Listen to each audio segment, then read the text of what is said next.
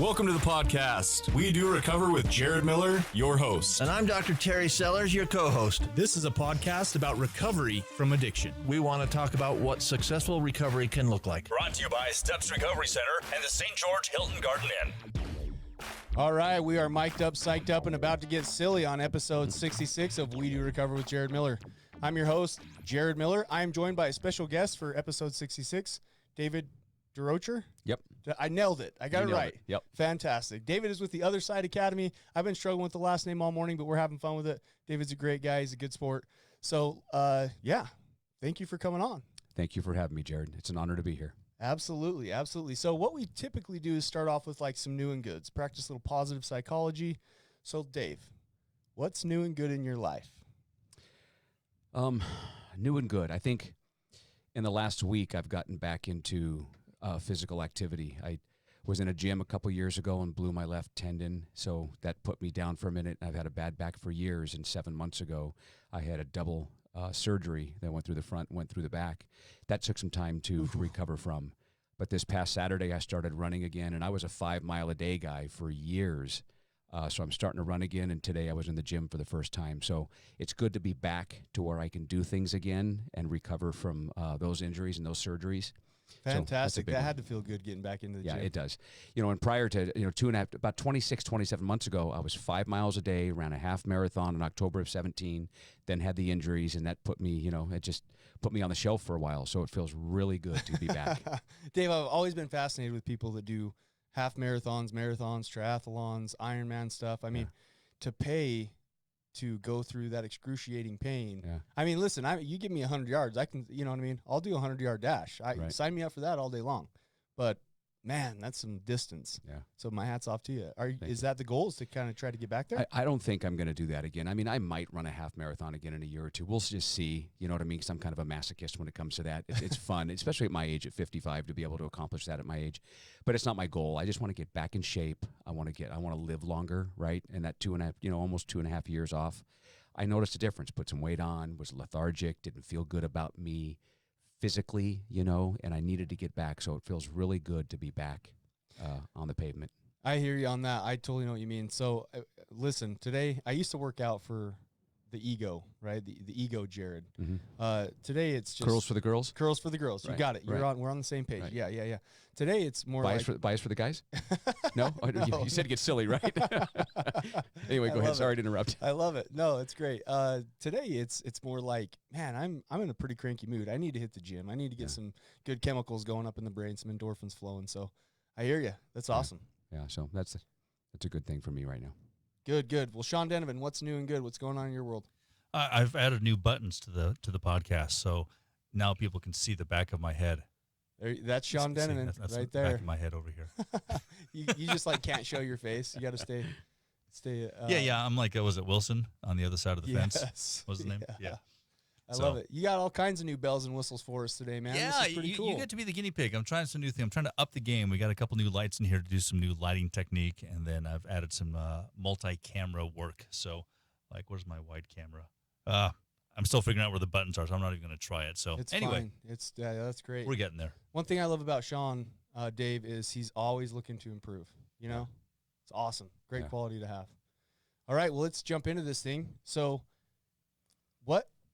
you're with the Other Side Academy. Mm-hmm. What is your official position with the Other Side Academy? I'm the executive director. Executive director. Fantastic. And with the Other Side Academy, how'd you end up in Southern Utah? I know you had a little bit of business you had going on down here. Yeah. How did you end up on this podcast? What have you been doing today? Well, we came down to St. George to do a presentation for a group of judges. And then following the group of judges, it was LDAs and prosecutors to share with them the model, who we are, who we help, how we do it, what makes us so unique, and a number of other things. So it was definitely an afternoon well spent. And Robin, who now heads my legal department, set the podcast up as well as those meetings. So she's really done a fantastic job of getting us into some of these smaller, when I say smaller counties and smaller jails and smaller judicial communities, other than just Salt Lake and Utah County. So that's why we're here today. And Robin's a hustler. Mm-hmm.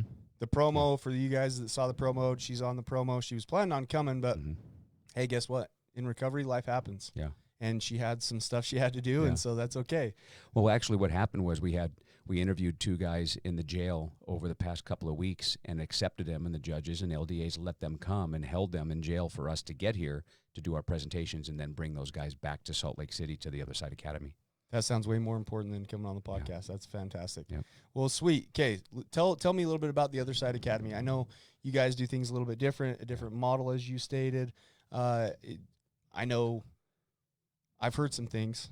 I'll protect his anonymity, right? I'm not going to give up who it is, but I've referred somebody to the Other Side Academy because I heard some good things. So tell me a little bit about the Other Side Academy. So I think, before I get into the Other Side Academy, it's important for me to share who we're not. We're not a 30, 60, 90-day treatment facility, although we help the same population.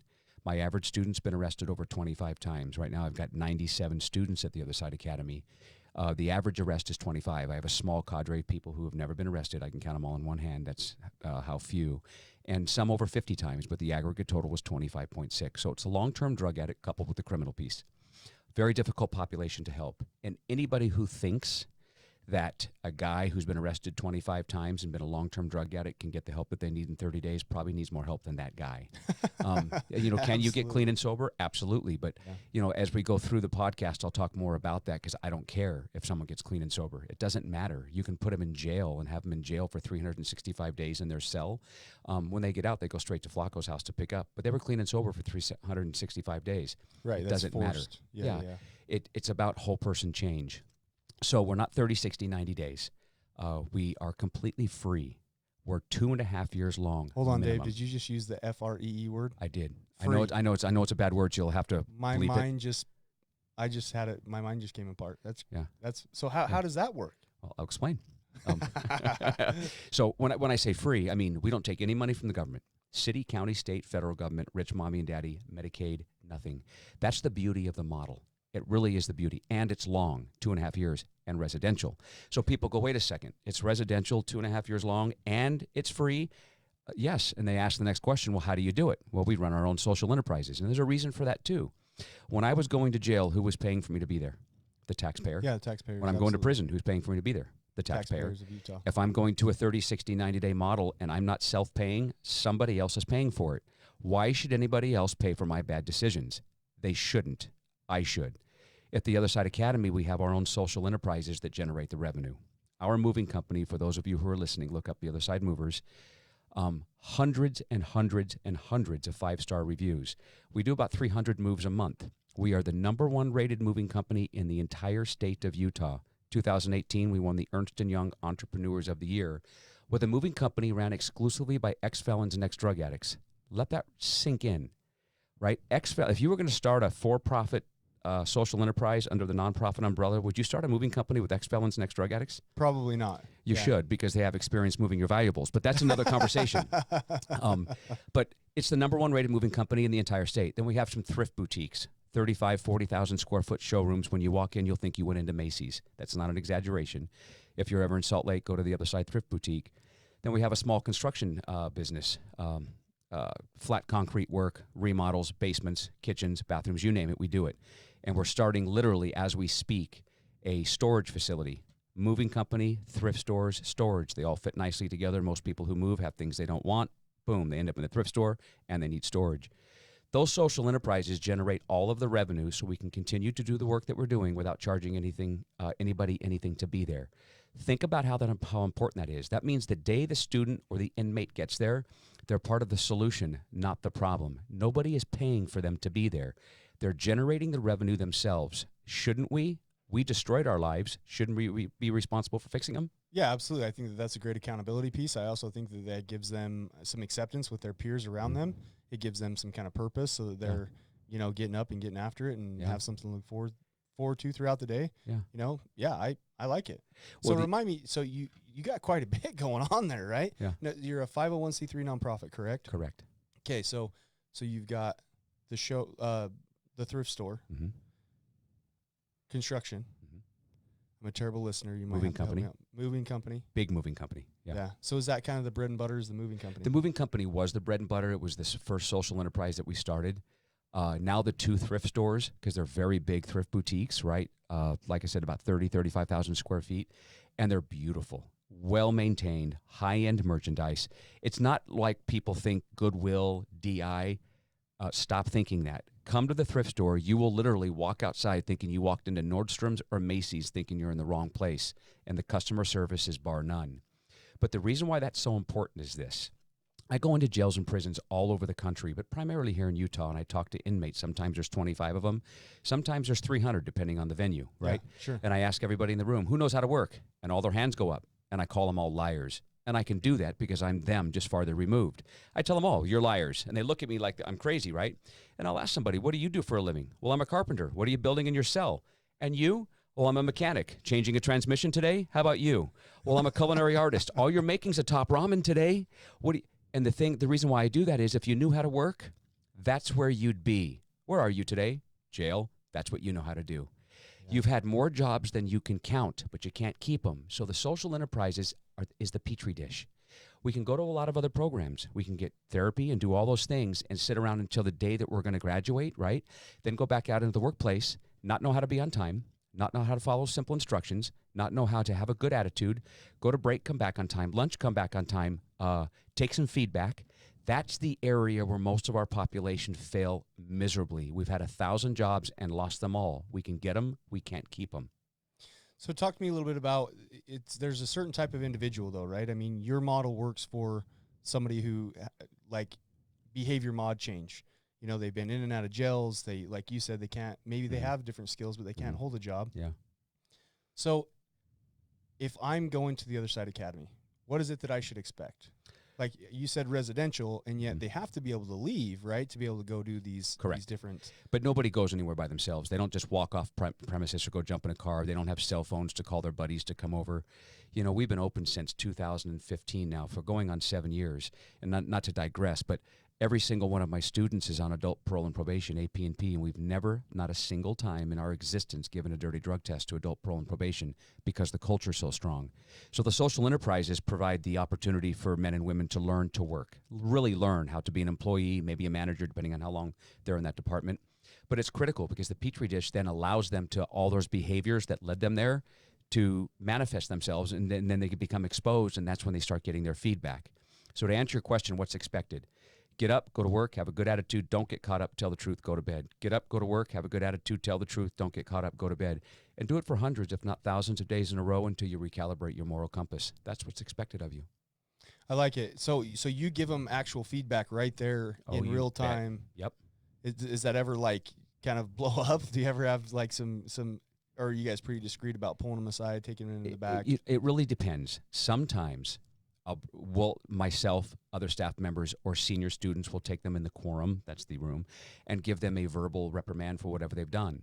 Now, most of our population have been patted on the rear end and powdered for many, many years. Oh, you poor drug addict, it's not your fault. You have a disease. It's okay, on. And they get used to that. And then the reason why they don't change is because usually soft, easy doesn't change people, especially this population. So sometimes you have to raise the level of the voice to match the level of the transgression. You have to remember, my average student's been arrested 25 times.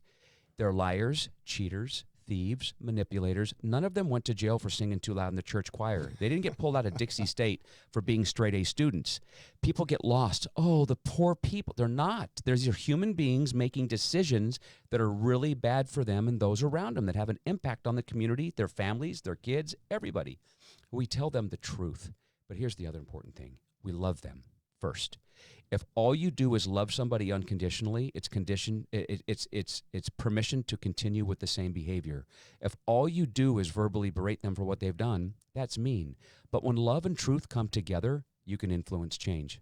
So it's just kind of a different level of accountability that you're providing. Absolutely. To them. And direct feedback, very direct, it sounds very like direct. Feedback. Yeah. Okay. Why wouldn't we want direct feedback? We've gotten away from that in this country. We're so concerned about hurting people's feelings, especially this population. Then we're concerned about hurting people's feelings who didn't care about anybody else's feelings. And if we don't become tough emotionally, right, resilient emotionally, if we don't get to a point where we can take some feedback and make it our best friend so we can make those changes, how are we ever going to make it in the real world? Yeah, no, absolutely, Dave. I mean, to some degree, I can absolutely co-sign that and subscribe to that. A big thing that I talk about with my clients is your blind spots. You know, if you have blind spots or things that you're unaware of, until somebody points it out to you, you don't know what you don't know. Yeah. So it sounds like that's kind of what you guys do. You pull them aside. Hey, this is not okay. You know what I mean? And then there's consequences. Behavior moving forward. Yeah. Can I share something else with you that makes it different? You know, a lot of places that you go, you get there on a Tuesday, and guess who you get to visit on Sunday? Your significant other. Now, if you're a drug addict and you're a criminal, who are you dating? Probably not the healthiest people. So the relationship's already toxic.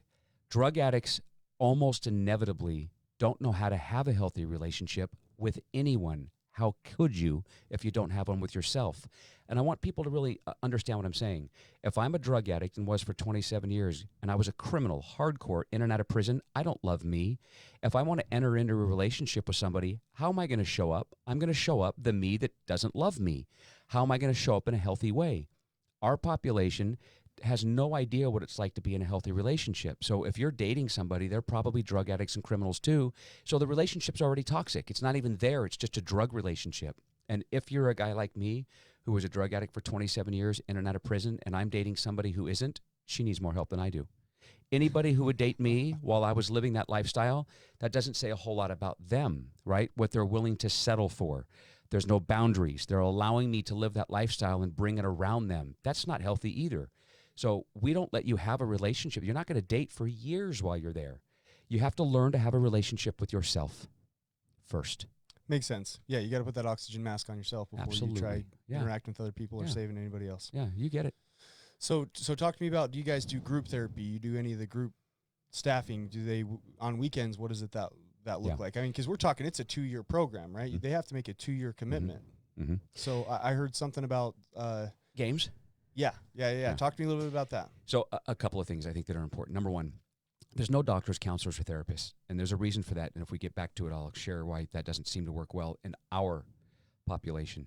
But twice a week, Tuesdays and Fridays, 7:30 to roughly 10 o'clock, you'll have 20 students in one room, 20 in another, until everybody is in a room, and that's peer feedback. For example, let's say, Jared, you were out on a move, and everybody else was picking up the sofas and the safes, and you're picking up pillows, just, not caring, right? Right. When you were in the dining room, we were cleaning up, you took the Twinkies, hid them behind the toaster so you could get to them later. You passed a note to a girl who you're not allowed to write the girls at all. And when you go to your room and there's 1 hour for 6 guys to shower and get cleaned up, you take 45 minutes in the shower. So Tuesday nights and Friday nights, your peers are going to play the game with you. Jared, what is wrong with you? You've been here for a year. You know you're not supposed to talk to the women. Why are you writing a note to a girl? She just got here. She's got a 10-year sentence suspended over her head.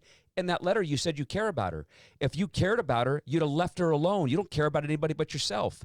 Then in the dining room, you hide those Twinkies behind the toaster. If you were at 7-Eleven and you put them in your pocket, it's stealing. What's the difference? You're a thief either way. When you go to your room, you take 45 minutes in the shower, leaving 15 minutes for the other 5 guys. Why are you so selfish? So those are just a couple examples. They answer to their peers. There's a level of accountability, and they're going to get some direct feedback, and hopefully that's really going to motivate them to change. Right. Who better to help us than us? Yeah. I mean, yeah. And you're hearing it from people, and oftentimes when our students get there, they'll see people they knew previously who were completely different people. They're like, wow, if he can change or she can change, so can I. I can do this. But we have to give each other real feedback. We have to tell each other the truth. If we don't tell each other the truth, we're not helping anybody. Yeah, no, absolutely. I agree with that 100%. That's the point of group therapy, right? Is to give each other feedback and put each other, in our place kind of when we need that, and point out some of those blind spots. So fantastic. 2 years. They get to leave on passes at all. So once you've been there so you're there. After 30 days, you can write home to the people who raised you. After 90 days, you can call the same people you're writing. At a year, they can come visit you. This is important. Every drug addict, I don't care who you are, and if this hurts your feelings, it's because it's true, are needy. We are needy people. And we become dependent on our families, and we end up using our families. So we want our students to learn to be self-sustaining, stand on their own 2 feet. For once in your life, at 40 years old, cut the umbilical cord. Have a different relationship with your family. Learn to stand on your own 2 feet. More times than not, the families are the problem. They either used with the students at some point, right, slamming dope at 13 years old, or they enabled the heck out of them and let them come home from jail 25 times and listen to 25 different lies that I won't do it again, and you're enabling them to continue with the same behavior. So it's very structured, right? The people you're writing have to be healthy, right? The people you're calling have to be healthy. You don't get to write everybody and call everybody in your family because a lot of those people you were getting high with. So you have to understand it's on an individual basis, but there are time frames that we go off of. No one leaves with a pass. Once you've been there for a while, you can leave with your peers to go different places. But no one just gets up and goes anywhere they want. They got to fill out a facility. It's got to be signed by the people that oversee them. And that's why in the 6.5 years that we've been open, Jared, 6.5 years, we have never given a dirty drug test to adult parole and probation because no one goes anywhere by themselves. Nobody has a cell phone to call all their past toxic relationships until they've been there for 3 or 4 years. Then they can get a phone. But they're going to have to earn that right because if you give them a phone at 30 days or give them the freedoms at 30 days, they don't know how to deal with that freedom. Right. Yeah, they'll abuse it. Well, they could abuse it. Yeah. Right. I don't want to do any broad strokes. Yeah. Yeah. Any future predicting or any assumptions here. I know those are what we call cognitive distortions. But yeah, I can see that absolutely. I think that's a big part of why it's tough when people step down into an outpatient setting is because they get all that stuff back and their head's just spinning. Right? They're not ready for it. Yeah. So what else do you want people to really know about the Other Side Academy? What makes it different? Sounds to me like it's a very good program for people that have a rap sheet, let's just call it what it is, right? Sure. And struggle with the substance use disorder. Yeah. Here's the thing. We've got, in this country, we've gotten to a point where we're so soft on crime. We're so soft on the drug addict. You look at California, it's sinking because they're just completely destroying the entire state because they're not holding people accountable. If you got $10 million in the bank and you're sitting comfortably ensconced in your own home, smoking drugs all day, leave the person alone until they want some help, and then they can go pay for it because they've got the money. But if you're out there committing crimes and breaking into people's homes and stealing their weapons and selling them on the open market or closed market for that matter, if you're breaking into people's cars and stealing their identification and destroying their identity and their credit, you deserve to be held accountable for those decisions, and there shouldn't be excuses made, well, he's a drug addict. I don't care. Everybody listening to this show, you, me, everybody knows the difference between right and wrong.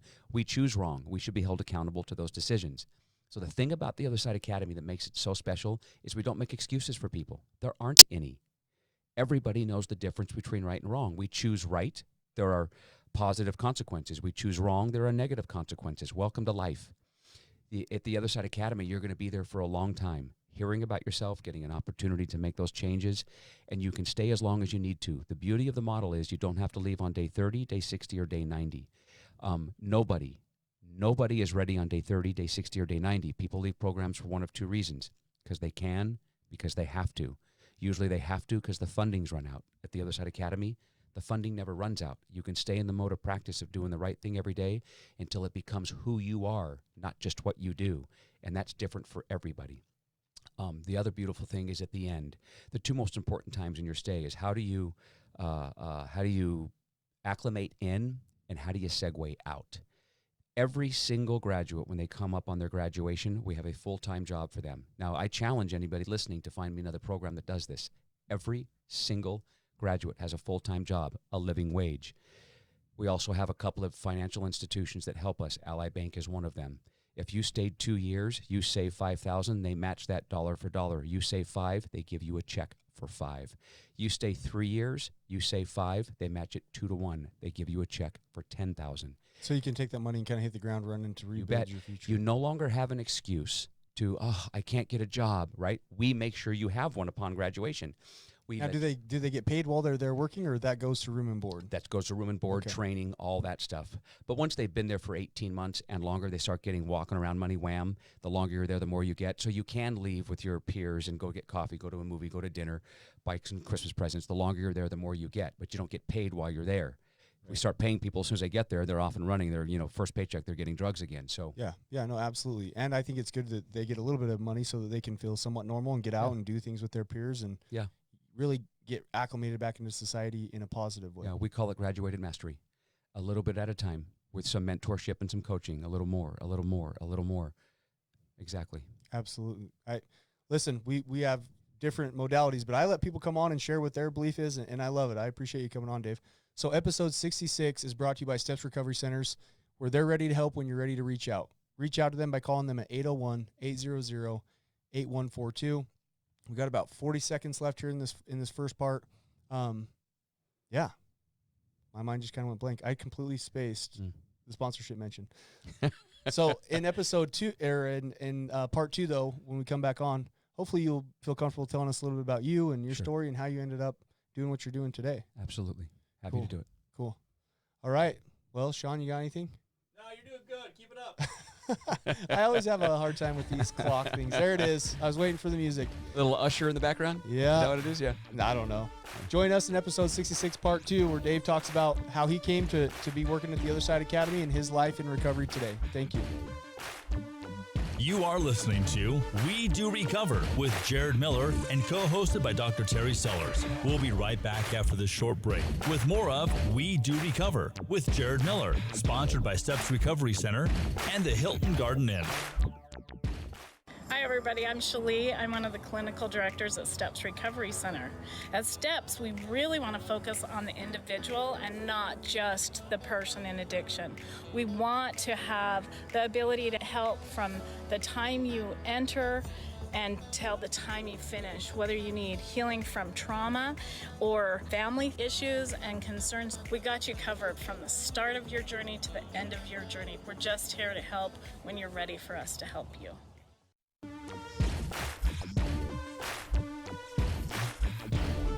We welcome you back to We Do Recover with Jared Miller, co-hosted by Dr. Terry Sellers. Brought to you by Steps Recovery Center and the St. George Hilton Garden Inn. And now with part 2 of our podcast, Jared Miller and Dr. Terry Sellers.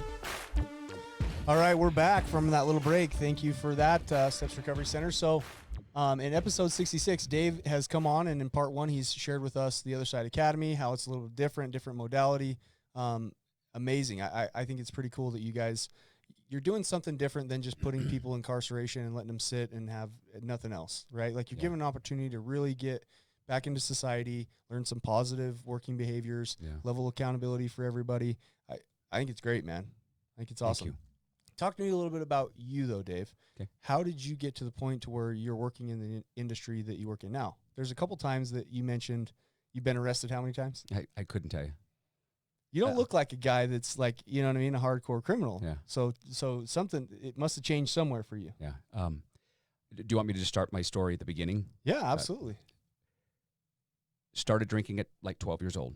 12. Yeah, 12 years old. I would go get the beers, right, for my dad's friends, and I would take the first drink. And I'd clean up afterwards and take the last one. And he wasn't teaching me how to drink, but I was just watching people, and it's, and I kind of liked it. Behavior. Right? And then I started stealing alcohol out of his decanter, and I replaced it with water because, of course, he'd never figure it out. And then he was coming home from work and having a drink and realizing he wasn't getting the desired effect he was looking for, but I was. As you can imagine, that conversation didn't go well. And I was kind of like a Dennis the Menace anyway. I was getting in trouble, and I was in prison, literally on restriction in my room well before I ever started using. It's just the kind of kid I was. But between the ages of 13 and 14, I did my first line of cocaine, and I thought I found God. It was crazy, and it was back in the 80s, and it was, expensive, and I didn't have a job, right? I'm a teenager. Right, 13, 14. Yeah, it was crazy, and I stole everything you could possibly imagine. Breaking into neighbors' homes, stealing from mom and dad, got into my dad's wallet, got into got the safe combination, got in the safe, stole countless thousands of dollars. That's the kind of kid I was, writing bad checks of my dad's and getting busted at the bank, trying to cash them, all that kind of stuff to support a coke habit as a teenager. Somehow I graduated high school, which is still a mystery to me. Let me pump the brakes real fast, though. Did your parents ever, absolutely, put you in a youth camp or youth home or not in a youth or? camp, but let me explain to you, and this is probably why I feel the way I do about counselors and therapy for me personally. Okay. I'm 17 years old. I'll try not to personalize Right, this. no, I'll just tell my story, right? Yeah. At 17 years old, my mom and dad have a van. They get me a counselor. His name is Mark. He lives in Anaheim. We live in Cerritos.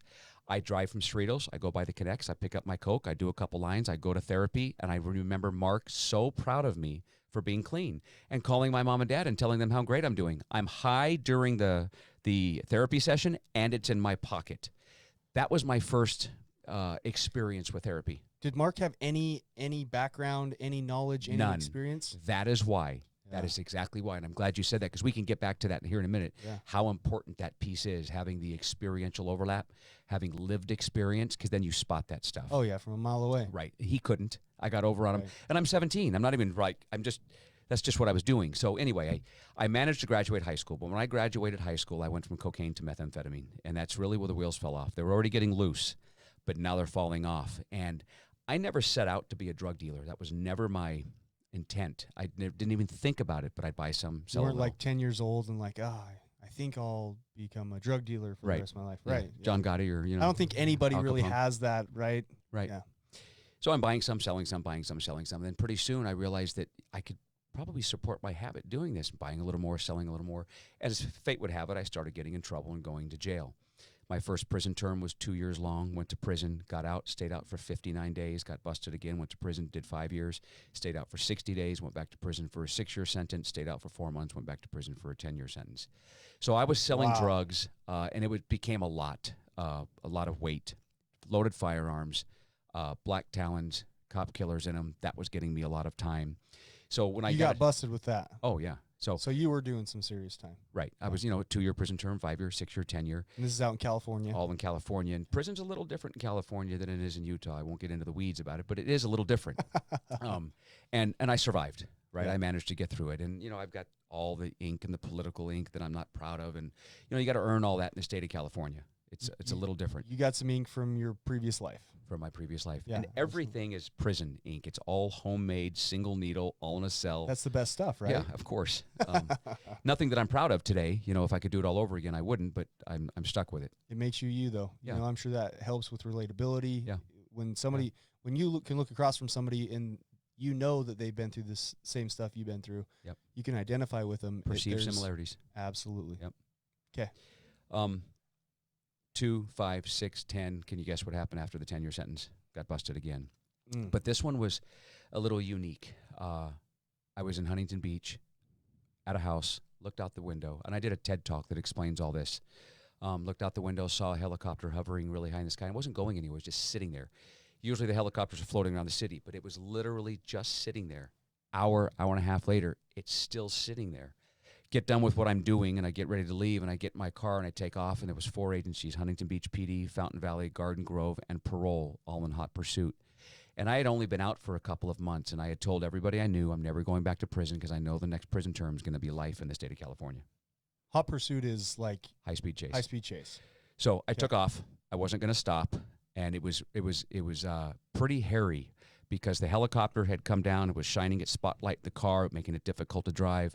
The cacophony of sound, the pull over, and it didn't ever really get to high speeds. But I had wanton disregard for public safety. I'm going through red lights. I'm displacing the cars that are in my way, trying to get to a bridge in Huntington Beach to throw everything out the window into the water. Sure.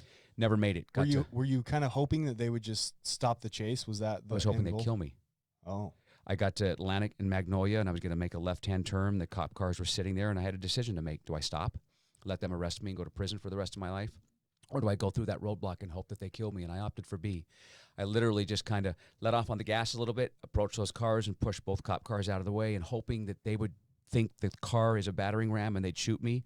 And they didn't. I made the left-hand turn, and the cop closest to me did the pit maneuver, which is the pursuit intervention technique, spun me out on an embankment and left the car undrivable. And they proceeded to pull me out of that vehicle at gunpoint and gave me one of the worst beatings of my life, and I had every bit of that coming. If I was law enforcement chasing me at that time, I don't know that I'd have treated me any different. The last thing I remember hearing before I passed out was, stop, we're going to kill him. I'm literally in a strip mall up on an embankment on the parking lot, and people were watching what was happening. So they arrested me, got me in the back of the cop car, and needless to say, fast forward, first time I went to court, my deal was 29 years. So if you've never How faced... old are you at this time? Would have been 29 years. That Yeah, that would have been 17 years ago. When 2005 is when I was 2004 is when I was going through that. okay. So, So you'd still be in prison today. I'd still be in prison today. Okay. And I would have, on a 20-something year sentence in California, I wasn't going to come home on time. I was going to go to a 4-yard, and God only knows what would happen there. But anyway, I fought my case for a long time. Some of the ancillary charges fell off, so it went from 29 down to 22. And I kept fighting my case, hoping to get it to something manageable like 15. 2, 5, 6, 10. Had they offered me 15 years, Jared, I wouldn't be sitting here today. I would have went to prison. I'd have gotten out. I'd probably be on my way back in. But the judge was resolute. He would not come off that 22 years. Judge Pacheco made it very clear. You're going back to prison for the rest of your life. We've got you. Then I wrote a place called Delancey Street. Some of you may have heard of Delancey Street. It's been around since 1971. There's 5 of them in the country. Widely known as the gold standard as it relates to therapeutic communities. There's one in San Francisco, that's headquarters, one in LA, where I went, New Mexico, North Carolina, New York. Minimum 2 years long, residential, free No money from the government. It's not treatment. It's behavior modification, which is exactly what I needed. That sounds familiar, Dave. Right. It's almost like I've heard that somewhere before. Right. That's cool, though. So how long have they been doing that? So Delancey Street's been Were around. they like the original ones that came up with the model? They were one of them. It actually started in the 60s. It was called Synanon. And then Delancey Street, Habilitat, and a few others spun off of that when, Synanon kind of imploded on itself. But I got to Delancey. So I wanted to go to Delancey Street. I wrote them a letter. They interviewed me, and the judge said no. Emphatically. The answer is no, you are not Delancey Street material. I'll never send you there. And then I go back to my cell, and I'm dejected. I'm tired. I'm broken. I'm scared. I'm thinking, my goodness, I'm going back to prison. I've only lived there for many years. I'm going to go spend the rest of my life there. And I decided to write Judge Pacheco a letter. And I wrote him 4 pages front and back, and I never told him he was wrong in his assessment of me because he wasn't. He had me pegged. But I said, Your Honor, what do you got to lose? If you send me to Delancey Street and I graduate, the next time you see me, it's because I'm coming back to say thank you. Or I split or I get kicked out, and you could lock me up for the rest of my life. 6 weeks later, I went to court in California. It's a little tiny phone booth. When I say phone booth, I mean small. Ankle irons, waist irons, handcuffs. I'll never forget the moment. And I sat down, and Judge Pacheco said, Mr. Durocher, against my better judgment, I'm going to give you the opportunity of a lifetime. I'm letting you go to Delancey Street, but you're pleading guilty today to all of your charges. You're signing a deal for 22 years. When you get kicked out or you split, I've got you for the rest of your life. Now get out of my courtroom. Incredible. I'll never forget. I don't know if you've ever felt vertigo, good news, bad news, completely unexpected, and you kind of get that dizzy feeling. Oh, yeah. That's how I felt in that cage. Yeah. And 3 years later, when I got to Delancey Street, 3 years later, I got to go spend some time with Judge Pacheco. Me and Alan did. A buddy of mine that was in Delancey Street, and we sat in chambers and had lunch with him, and I got to thank him for giving me the opportunity. And I saw him many times after that. Dave, that's incredible, man. So talk to me a little bit about your experience at Delancey Street. It was hard. I got to Delancey Street in L.A., and I brought with me. Arrogant, Sure. pompous, aggressive. Really, I was just a scared, soft little child in an adult's body. And I thought that the work I put in prison, right? I thought being violent, being willing to fight and do things that I had to do in there made me a man. It made me a coward. I was nothing more than a coward, fully tattooed up. I was scared. That's why I was doing what I was doing. Real men don't do that. They just do not. Real men are out there working, supporting their families, and doing the right thing and not tearing at the fabric of the community. That's a hard thing to get over, though, right? Because honestly, whenever I have a client, I can just speak for myself, that has been through the system, that's a big thing to let go of. Two of the things that always come up for me is like, if they say this word, and this word, I've got to fight. Right. Or, if they're going to snitch or tattle or tell. And that's a hard mentality to break. Yeah. And I tell people all the time, then don't break it. Go back where you came from. Sure. If you don't want to break that mentality, and how well has it served you so far? Right. How well has that mentality, that thinking served you so far? Stop. Right? So, what I tell people. So you got to experience that firsthand. So now when you're working with other people, it's almost like looking in a mirror, I'm sure. Thousands of times. I sit and talk to somebody like you, and I'm looking at me. And they can't, I understand why they feel that way, because I did too. But let me explain. It's funny. When people come to us that have a history like my own, I'll ask them, I'll go, so let me ask you a question. Before you got here, do you have a reputation? Well, yeah. You have a reputation, huh? Yeah. How'd you get it? Well, I was willing to do this or do that. I said, so you got a reputation? Yeah. You built it on, how did you build it? I don't know. I did this. You did it by doing the wrong thing. You've got a reputation, but you build a reputation by doing the wrong thing. You don't have any character. How do you build character? I don't know. By doing the right thing. I did the same thing. I thought I had a reputation in the state of California, going in and out of prison on the streets because of what I was willing to do. How can you have a good reputation living in jail or prison? Yeah, no, all that's just a facade. It's all just, you know what I mean? It's that false sense of ego. It's what I think you think about me. It's all, yeah, absolutely. Yep. That's all broken thought. Yep. Yeah. So to answer your question, Delancey Street was difficult. It wasn't easy. But here's the thing. I stayed there 8.5 years. 8.5. 8.5. Now let people. You only had to be three 2 years. Right? I had to be there for 2 years. You committed right? for 2. I committed for 2. I stayed a third voluntarily. And then when I was going to stay a fourth, because I realized at 1.5 years, I wasn't ready. Some things happened in Delancey Street that exposed me even more. I wasn't ready to reintegrate back into the community as a productive member. I would have went back to jail or prison. So right after I decided to stay another year, Mimi Silbert, the president, came down from San Francisco, and we had a meeting, and I'll never forget this. It was like sitting in that cage in the courtroom. She says, Dave, how much longer will you stay? I said, I don't know, Mimi. I just made another commitment. She says, that's not what I'm asking you. I go, what are you asking me? She says, how much longer will you stay? I said, I don't know. looked at me, she goes, 5 years? And I thought, 5 more years? From when? She goes, from right now. I had no idea what her plans were. I had no idea. I just thought about my life for the past few decades, what a chaotic animal I had become, and that she was asking me to stay 5 more years. And I said, yes. She goes, are you sure? I said, are you? Not long after that, I managed the entire LA facility. 200 to 250 residents living on property, 15 vocational training schools that generated all of the revenue. But she didn't tell me that when she asked me if I would stay. Those were her plans that I didn't know about. But I fell in love with the process, and for the first time in my life, me. And what I mean by that is my life had meaning, it had purpose. I found something I was good at, and it was helping other people. And previous to that, I'd spent my life helping other people die, and I really loved helping people live. Yeah, to be on the other side of that coin's got to be incredible. Got to be incredible. Yep. That's amazing. So I know I'm missing these sponsorship mentions, but episode 66 part 2 is brought to you by the Hilton Garden Inn. Hilton Garden Inn. If you're traveling through southern Utah, give them a Google search. Just type in Hilton Garden Inn, St. George, Utah. They have amazing amenities. Dave stayed there, right, last night? Yep. Pretty good place, pretty clean, pretty friendly. Clean, friendly, great breakfast. Wonderful place to stay. Yeah, absolutely. And I then, would stay again. Yeah, and then our second one for this series is going to be Recovery Strong. Recovery Strong is all about fighting addiction and strengthening recovery. Go to recoverystrong.com, click on the gearbox. I got on one of their hats today. It's got a cool little patch on it. They got T-shirts, they got hoodies, they got all kinds of good stuff. So check those guys out. Okay, thank you for sharing your story with us. You're welcome. So life in recovery today. Yeah. Eventually you go through the program, you do the 8 years. Where do you go from there? So I had met a gentleman by the name of Bob Burkich while I was at Delancey Street, and he owned a construction company called Burkich Construction. And once we became friends, he said, Dave, when you're done here, I want to hire you. I said, you do? I had been in Delancey Street for 8.5 years. I hadn't had a job since the 80s. Now, hold on. Is this a guy? This is a guy that works there for Delancey Street? He actually did Delancey Street has tree lots, right?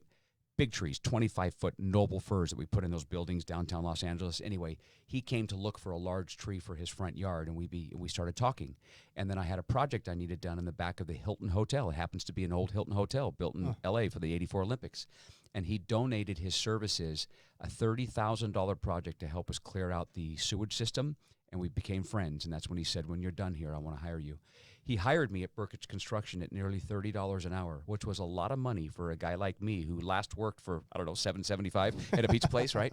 Right. And I was like, you got to be kidding me. So when I left Delancey Street, I went to work for Bob Burkich, hauling heavy equipment, got my commercial license, and doing underground pipeline construction. Then I got an opportunity to go to the Bakken in the oil fields up in North Dakota. Oh, yeah. And I made stupid money. You and me both. Yeah. Yep. Did you? Were you up in Williston? Yep. Yeah, me too. Watford, Williston. Yeah. I was living in Sydney, Montana. Crazy. It's crazy. But hey, listen, if you got a lot of back debt, you got things you need to pay off, and you're trying to get ahead, guess what? You got to grind, right? You got to put in the hard work. Well, the beautiful thing was it was about a dozen Delancey Street graduates that were up there. So we all went up there. We were our own tribe. We lived together. That's cool. We worked together. We held each other accountable. It was a great opportunity. And I say it all the time, stupid money, but I realized two things while I was there. Making money's fun. Make no mistake about it. And I was putting a lot of money in the bank, and the cops couldn't take it from me this time. But I also realized something else, that saving lives is rewarding. I missed the people part. I missed Delancey Street. They don't have paid positions. I can't go back to work there. I missed the people part. So I came back to Southern California, went back to work for Bob Burkich Construction, and started going into small treatment facilities around Los Angeles, doing presentations and speaking.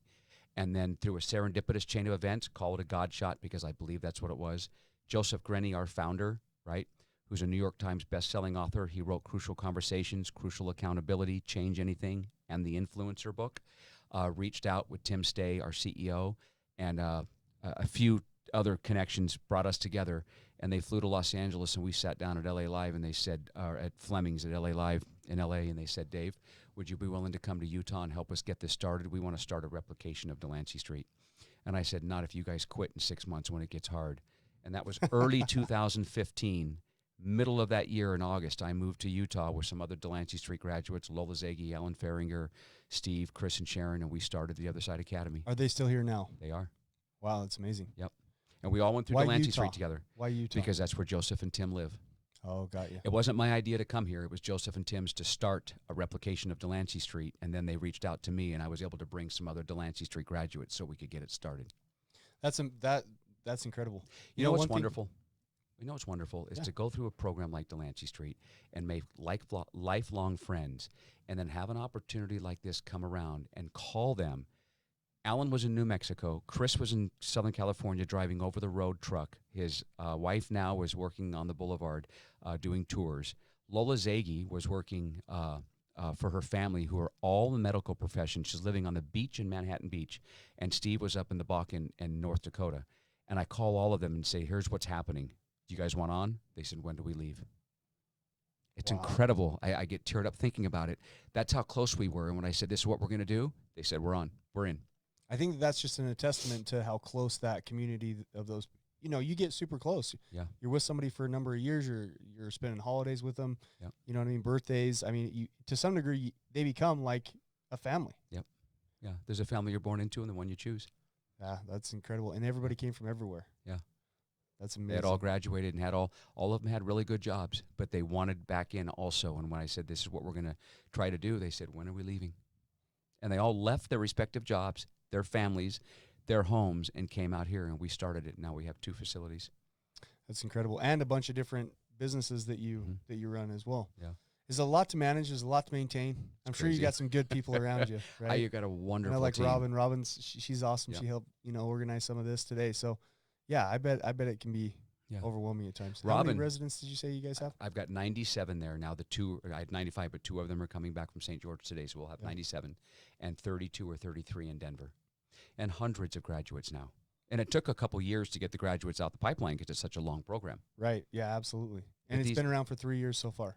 Since 2015, 6.5. Oh wow, 6.5. Yep. Man, I've learned a whole lot about that. So what is it moving forward? What do you want? What do you hope it grows into? Do you have any future plans? What's the vision? So I don't know those who are listening if they've heard about the tiny home village for the chronically homeless. We're starting something in Salt Lake. We're not going to reinvent the wheel. We're just going to make it much better. We've gone all over the world studying other models. Right, there's a certain population we can't help, people with severe mental health issues and physical disabilities. But there are some areas in the country, Eden Village in Springfield, Missouri, Community First in Austin, Texas, 51 acres of land, 350 tiny homes housing the chronically homeless. We are entered into a relationship with the city, the mayor, the police, and we are going to build a tiny home community for the chronically homeless, a master planned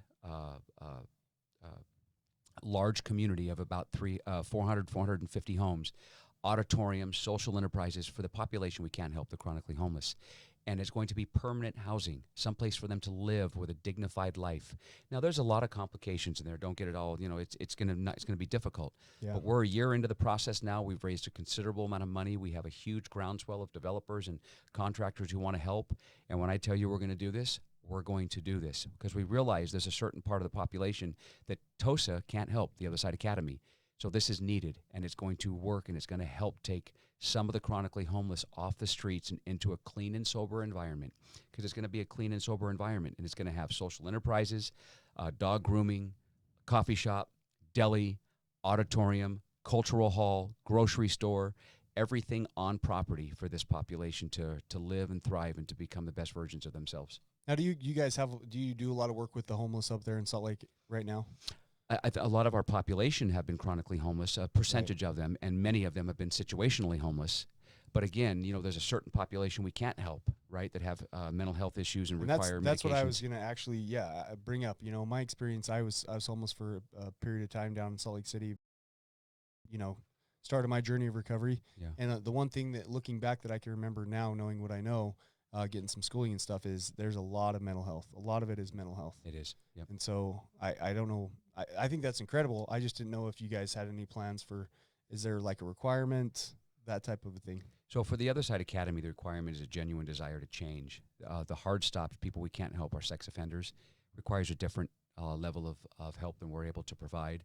People who have been convicted of arson, not the 8-year-old who burned a trash can in his room, but the adult who burns things for sport because they're unhappy, and people who actually require psychotropic medications. that actually require it, not situational. Most of my population have suffered from anxiety or depression, but when you're We're running talking from the law, heavy psychotic meds, yeah, Absolutely. for schizophrenia, bipolar, borderline. absolutely, you bet. Yeah. So that's the population we can't help at TOSA, but the other side the other side village we can, and there'll be outside agencies coming in. They'll be basically there all the time to help this population with those issues. That's amazing. That's amazing. We got about a minute and a half left here, Dave. Again, I want to thank you for coming on. I really am very grateful for you taking the time out of your busy schedule to jump on here with us. What do you want the listeners to know in the last minute? First of all, Jared, it's been an honor to be able to do this with you and to get to know you. I'm glad that we've made this connection because I want to stay in contact with you. And congratulations on your success, because you're going to help through this a lot of people find help, and you're going to save more lives than you realize. I just want people who are listening to know that the Other Side Academy isn't for everybody. Happy House isn't for everybody. All these, you need a continuum of care because everybody needs something different. But for those who are struggling out there and the 30, 60, 90-day models haven't worked for them, reach out to the Other Side Academy. We'll be happy to interview you, either over the phone, in jail if you're incarcerated, or come in and take a seat on the bench and we'll interview you. Whether we can help you or somebody else, we'll help find you some help if we can. There is help out there. We just have to humble ourselves and ask for it. Absolutely. How do they get a hold of you? They can either write us from jail, pre-sentence. We'll go to the jails and interview. They can call us, right? theothersideacademy.com. You can find the number right there. Or just come right in and have a seat on the bench and ask for an interview. And if we accept you, you start that day. You don't need anything. Thank you so much, Dave. I appreciate you coming on. Join us next week for episode 67. We're going to talk about a little step work. We're going to talk about step 6 and step 7. Character defects. Thanks again, buddy. I should probably be here for that. Thank you for joining us today on We Do Recover with Jared Miller. Help us spread our message of hope. Like, comment, and share. If you have any topics or ideas for future shows, please share that on our Facebook page. That Facebook page is We Do Recover with Jared Miller. If you or a loved one needs help, please reach out to us. Again, thank you for listening. Brought to you by Steps Recovery Center and the St. George Hilton Garden Inn.